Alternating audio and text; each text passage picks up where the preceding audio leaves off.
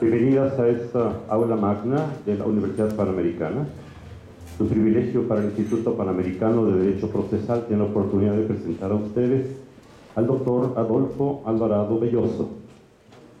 Solo diré de él que es originario de la Universidad de Rosario, en Argentina, y que es cofundador del Instituto Panamericano de Derecho Procesal.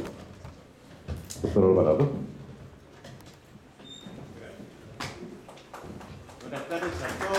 Los aplausos si vayan al final y muy mejor. Creo que buena presentación, ¿no? Porque la costumbre en México es una necrológica en vida del que está hablando. El señor es bueno, es tal cosa, y después uno dice disparates. ¿Para qué sirve todo eso? Yo con mucho gusto contar a ustedes un ratito, no los voy a llevar demasiado tiempo, para contarles la preocupación de un hombre viejo, que soy yo, ante las cosas que están sucediendo en el mundo jurídico de América Latina. Esta mañana tuve la oportunidad de escuchar algunas intervenciones de ponentes mexicanos,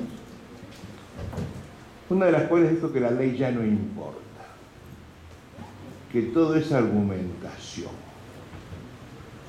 que el mundo está pasando por otros carriles. Y eso a mí me asustó muchísimo, pero de verdad. Y sobre todo que lo diga gente joven, porque pareciera que nadie les ha dicho que la única forma de ser libre es ser esclavos de la ley. La única libertad que podemos asegurarnos todos nosotros es en cuanto acatemos la esclavitud a la ley. En mi país, presidente de hace unos años, nos hablaba de que lo importante es la democracia, que en democracia se come, se vive y se educa. Nos paraba a todos frente al Cabildo de la Ciudad de Buenos Aires a rezar laicamente el preámbulo de la Constitución, y nos dijo que lo importante era la democracia, y todos lo compramos a la idea, sin advertir que la democracia lo único que hace es marcar el origen del poder. Y que lo que importa de verdad en nuestras sociedades es que debemos ser una república. México es república, Panamá es república, Argentina es república. Y una república, por definición, debe tener una división e intercontrol de poderes. Si ustedes toman el trabajo de estudiar las leyes orgánicas de los poderes judiciales de muchos países de América, verán que no se llama poder judicial, sino rama judicial, órgano judicial, o peor aún, administración de justicia. La diferencia que hay entre una administración de justicia y un poder judicial es muy grande. Lo que se administra pareciera que fuese cosa ajena. El que tiene poder puede. Y todo pasa por el control de constitucionalidad que pueda hacer el poder judicial. Hay países en los cuales el poder judicial no puede declarar la inconstitucionalidad de la ley. Eso se manda a un tribunal, corte se les dice, que está fuera de la organización tribunalicia y que históricamente pertenece al propio gobierno imperial. Acabo de enterarme que Federico Domínguez les ha contado el porqué de la casación francesa. Es malo, es perverso.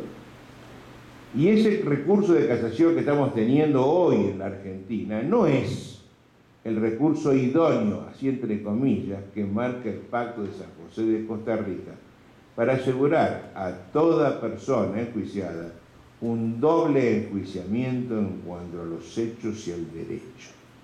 Hemos ido perdiendo el norte, sin lugar a dudas, en nuestro camino.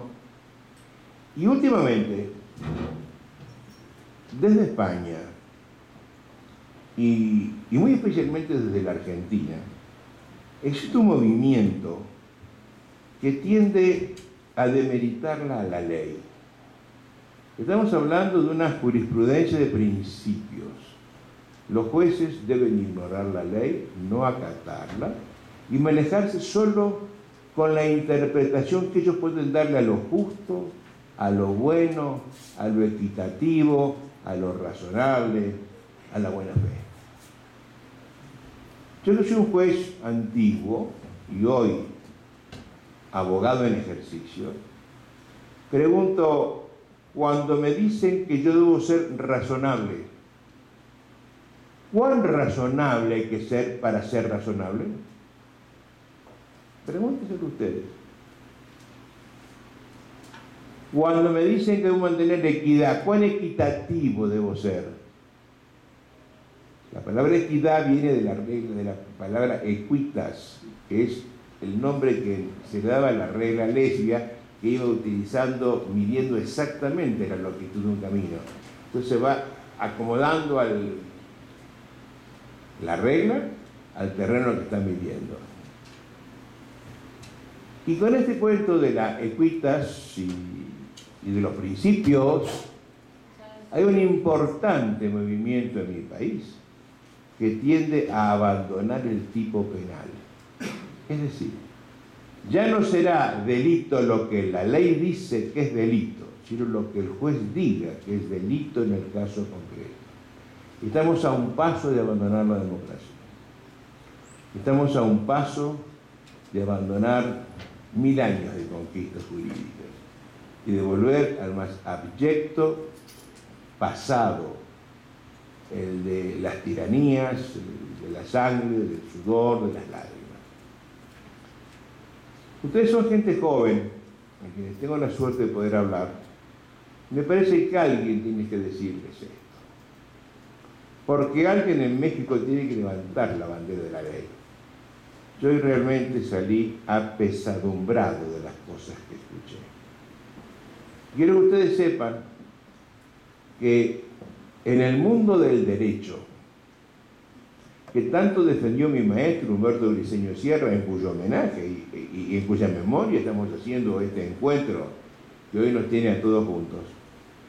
Briceño, si se levantara de la tumba y viera lo que está pasando con la equitas, se volvería a morir. Porque además nos estamos alejando de la Constitución. Pero deben saber también que la Constitución mexicana, al igual que todas las constituciones de América, cuando aparece en el movimiento constitucional de principios del siglo XIX, la Constitución es de origen sajón. Es decir, la Constitución es inglesa. Y hasta hoy, las garantías que la Constitución está otorgando, la mayoría de los derechos que la Constitución otorga a los ciudadanos de a pie son de origen sajón, inglés. El derecho privado de todos nuestros países es claramente francés.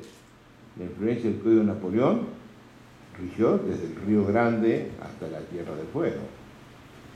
El derecho alemán actual es el derecho penal actual es un derecho alemán. Y el derecho procesal que nos manejamos es una deformación de un derecho español malparido con un derecho italiano. Explíquenme ustedes, exámenla, quién la puede manejar.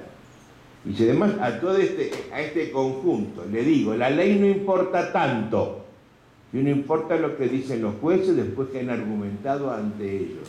Y si uno aplica la ley da lo mismo, porque se manejan con los criterios de razonabilidad. Estamos a un paso del abismo. Estamos a un paso, en mi país, ya del caos.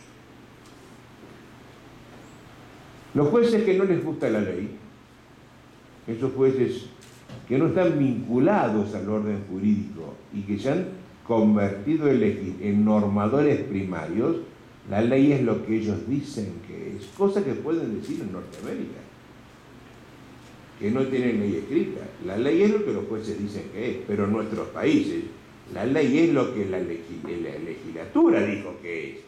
Y yo lo que tengo que hacer es aplicarla a la norma o excepcionarla, pero dando razones fundadas de por qué la excepciono, con las acciones de amparo, las acciones de tutela, que se han inventado precisamente para eso.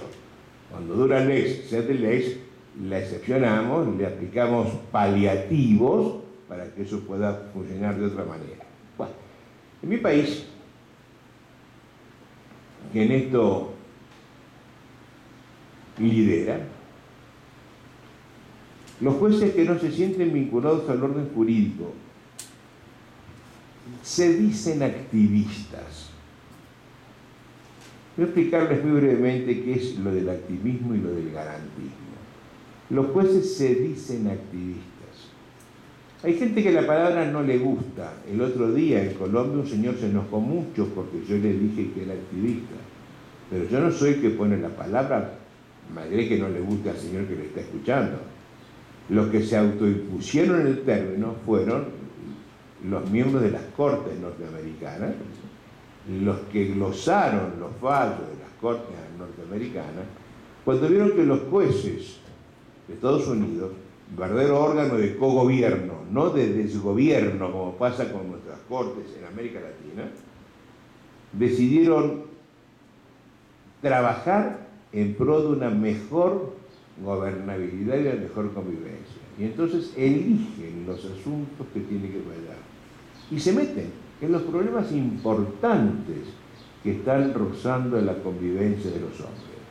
Por ejemplo, en el sur profundo de los Estados Unidos, en Carolina del Sur, ha habido hace unos años un problema fenomenal.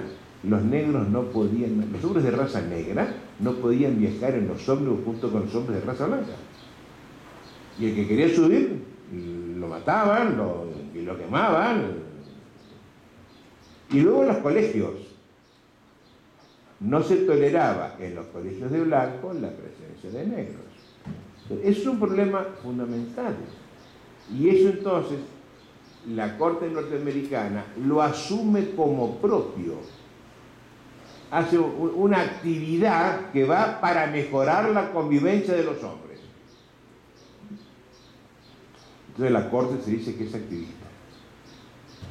¿Por qué? Porque está defendiendo las garantías constitucionales. Es un buen activismo el defender, el proclamar la vigencia de las garantías constitucionales. Empleo la palabra garantía y no sé si todos estamos hablando de lo mismo. Las constituciones se manejan con tres palabras: declaraciones, derechos y garantías. Son declaraciones, las grandes manifestaciones del constituyente, mostrando el marco en el cual se van a dar los derechos y las garantías. Por ejemplo, México es un país federal. ¿Es una declaración? Por ejemplo, México es un país, es una república, es una declaración, y esto conlleva mucho atrás. Hay que entender qué se quiere decir detrás de esto. Y hay la capacidad, se adquiere a los tantos años. Es una norma declarativa. Es decir, normas que no imponen conducta, sino que marcan la cancha dentro de la cual vamos a manejarnos nosotros. Eso fue lo que hizo, de verdad, la Constitución de los Estados Unidos de 1787. Si ustedes ingresan a Google y la buscan, hay una edición facsimilar preciosa que muestra que está escrita en 7 artículos de preciosa letra magistral inglesa. Y dice qué hace el Ejecutivo, qué hace el Judicial, qué hace el Legislativo. Y no otorga ningún derecho, no dice nada. Simplemente lo que hace es reparte el poder. ¿Qué hace cada uno dentro de la esfera de intercontrol que se tiene? Pero atención, como allí hay poderes y todos pueden, el intercontrol se manifiesta a través de las armas que el constituyente le ha puesto en cabeza de cada uno de los poderes para que puedan controlar a los demás. Por ejemplo, el Ejecutivo lo controla al Legislativo mediante el veto.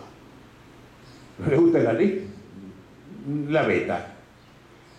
El Judicial controla al Legislativo mediante la declaración de inconstitucionalidad. Y el Legislativo controla a los demás mediante el juicio político. Por tanto, hay un andamiaje muy bien armado que generalmente no se respeta, por supuesto, como en ninguna parte de América. Dentro de estas declaraciones, ahora viene el otorgamiento de derechos y nos dice, hay un derecho a la vida, hay un derecho a la libertad, hay un derecho a la propiedad, un derecho a la intimidad. Y nos han llenado de tantos derechos que ninguno se cumple. En mi país, por ejemplo, se dice que todo ciudadano tiene un derecho a una vivienda digna. Y hay 4 millones de personas que viven en casas de cartón. Entonces la declaración es puro lirismo, es pura petición de principios. Y sin embargo nos llenamos la boca hablando de estas cosas. Y después vienen las garantías que están pensadas para hacer vigentes los derechos. Y esas garantías siempre se reducen a una sola, al proceso. Porque atención, el acceso a la justicia, que es una de las garantías, se traduce en un proceso. Los recursos de inconstitucionalidad, que es la segunda garantía, se traducen en otro proceso. Y las 3 restantes, amparo, habeas data y habeas corpus, las 3 son por esencia proceso. Por tanto, hay 5, pero todas son procesos, me habilitan a mí para decirles a ustedes que todo esto funciona como una única garantía, proceso. ¿Qué es la que me permite? Ante el poder que tiene la facultad de declarar inconstitucional las leyes y además declarar la certeza de las relaciones jurídicas inciertas, ocurrir mediante un proceso a igualarme con el desigual de turno, con que me puede quitar la vida, con que me puede quitar la libertad, el mandamás de hoy, o que me puede quitar los demás derechos. ¿Por qué? Porque el proceso iguala. Igualar significa que en esta sala somos todos desiguales, naturalmente desiguales, pero cuando estamos discutiendo en un proceso nos igualan jurídicamente, nada más que eso, igualdad jurídica, y esa igualdad la consagra el juez en su carácter de director de debate, que debe ostentar 3 caracteres: ser imparcial, no tener interés; ser independiente, no solo del mandamás de turno y de toda obediencia debida, sino también de todo prejuicio; y además ser imparcial, es decir, no hacer las cosas que hacen las partes. Ese señor lo que hace es, la igualación jurídica se hace mediante lo que se llama la bilateralidad del instar. ¿Qué quiere decir? Así de simple, que todo lo que uno dice o hace debe ser puesto en conocimiento del otro para que ella haga lo que quiera, y viceversa. Y hasta allí se termina. Si ustedes ven, los jueces tienen que ser necesariamente pasivos. Los jueces son los que reciben las instancias de las partes. Está muy bien, ¿no? Está muy bien. Y son las que dirigen un debate sin inmiscuirse en él y deben resolverlo, llegado el caso, si las partes no han autocompuesto su litigio mediante la aplicación de la ley, dando certeza a la relación inicial. Algunos jueces en Argentina, autotitulándose activistas, copiando la palabra que se inventó para los jueces de la Corte de los Estados Unidos de Norteamérica, ahora empiezan a fallar en contra del texto de la ley. ¿Por qué? Porque no les gusta la ley. Debe ser la norma, que debe ser, esto es para la izquierda, y no me gusta, que sea para la derecha. Entonces lo que el juez puede decir es declararla inconstitucional, con graves problemas para todo el mundo. Entonces no hacen uso de la facultad que tienen y simplemente la inaplican. Es como si la ley no existiera, la dejan de lado y fallan a base de esto. Y cuando fallan a base de esto, lo hacen a base de su voluntad, de sus sentimientos, de su sentido de justicia, que es un valor relativo. Y cuando hacemos esto, estamos yendo a veces más allá de la ley, fallamos a pesar de la ley y llegamos a fallar a veces en contra del texto expreso de la ley. Fallar en contra del texto expreso de la ley es lo que se llama decisionismo judicial, que quiere decir un activismo desarrollado de modo tal que ya los jueces no es que se crean dioses, se saben dioses. Frente a esto nace un movimiento que respeta la ley y respeta las garantías constitucionales, particularmente la garantía del proceso. y porque aboga por la irrestricta vigencia de la garantía, es que recibe el nombre de garantismo procesal. La prensa amarilla, que siempre está denostando estas cosas y que no gusta lo que estamos haciendo, cree que el garantismo lo que hace es poner una puerta giratoria en el ingreso de la comisaría para que el imputado entre y salga con el mismo envión. Normal, después. Y eso lo critica. Y la gente se raja las vestiduras. ¿Por qué hay tanto delincuente suelto? Por la mera aplicación de la norma constitucional. Ustedes, al igual que nosotros, nos manejamos con prisiones preventivas. Es decir, si al juez le parece que el señor es peligroso o se puede fugar, en aras de atención, asegurar el resultado del proceso, lo detiene inmediatamente cuando lo investiga. Y lo detiene años. Tan grave es la situación que cuando se hace el pacto de San José, se dice que toda persona detenida sin sentencia, por cada año de estar en esa grosera situación, se le computan 2 años de prisión efectiva. Pensemos ahora, yo estoy imputado de hurto, y el hurto tiene como pena, supongamos, 2 años. Yo, si estuve 1 año preso por las dudas, salgo ya en libertad, porque me dan por cumplida la pena de 2 años por haber estado preso sin la condena. ¿Para qué? Para que no sucedan las cosas horrorosas que pasan en la cárcel de Tegucigalpa, en las cárceles de Asunción, en las cárceles de Bolivia, donde hay una sala para que entren 40 personas, hay 400 personas hacinadas que defecan, orinan, comen, duermen y viven ahí adentro en unas miasmas espantosas. Para evitar eso, logramos esto. Yo no logro entender esta situación. A todo esto se ha discutido y está la gente enardecida contra el pacto de San José y particularmente contra los jueces que lo aplican, sin darse cuenta de que están aplicando la ley. Es muy simple, si no les gusta la ley la cambian. Cambiemos la Constitución y digamos lo que quieran, pero la tenemos, así tenemos que hacerlo. Yo me consulto esto, hoy, viejo y defensor de la libertad. A los jóvenes se los pregunto.